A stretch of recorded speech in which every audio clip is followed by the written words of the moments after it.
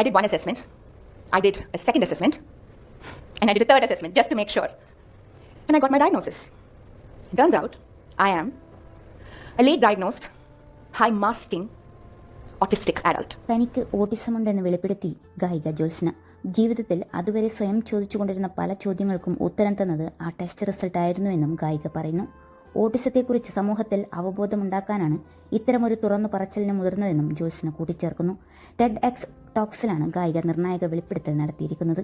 ജീവിതത്തിന്റെ ഒരു ഘട്ടത്തിൽ എല്ലാത്തിൽ നിന്നും ഓടി രക്ഷപ്പെടണമെന്ന് തോന്നുകയും അങ്ങനെ UK പോവുകയും ചെയ്തെന്ന് ഗായിക പറഞ്ഞു.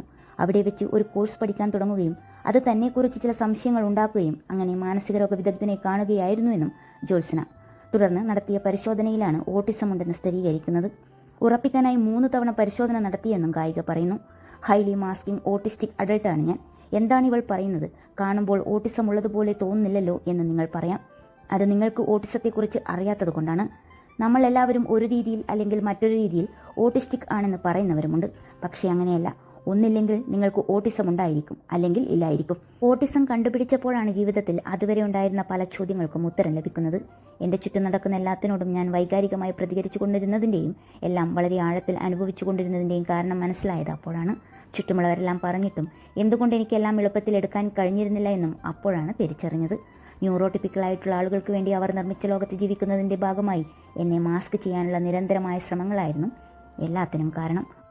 ഓട്ടിസത്തെക്കുറിച്ച് കൂടുതൽ അവബോധം സൃഷ്ടിക്കാനാണ് ഞാനിത് തുറന്നു പറയുന്നത്. എൻ്റെ ജീവിതത്തിലുടനീളം ഞാൻ ചോദിച്ചിട്ടുള്ള അതേ ചോദ്യങ്ങൾ ഇപ്പോഴും സ്വയം ചോദിക്കുന്ന നിരവധി പേർ ഇവിടെയുണ്ടെന്ന് എനിക്കറിയാം. മാറ്റം അടിത്തട്ടിൽ നിന്നാണ് ഉണ്ടാവേണ്ടത്. വീടുകളിൽ നിന്നും വിദ്യാലയങ്ങളിൽ നിന്നും വേണം അത് ആരംഭിക്കാൻ. ഓട്ടിസം കണ്ടുപിടിക്കാനുള്ള ടൂളുകൾ നമുക്ക് ആവശ്യമാണ്. കാരണം അവർക്ക് വേണ്ടി നിർമ്മിക്കാത്ത ഈ ഒരു ലോകത്താണ് അവർ ജീവിക്കാൻ നിർബന്ധിതരാകുന്നത്. അവരുടെ കഷ്ടപ്പാടുകൾ പുറത്തു കാണാൻ കഴിയില്ല എന്നതാണ് അവസ്ഥ കൂടുതൽ മോശമാക്കുന്നതെന്ന് ജ്യോത്സ്ന പറയുന്നു.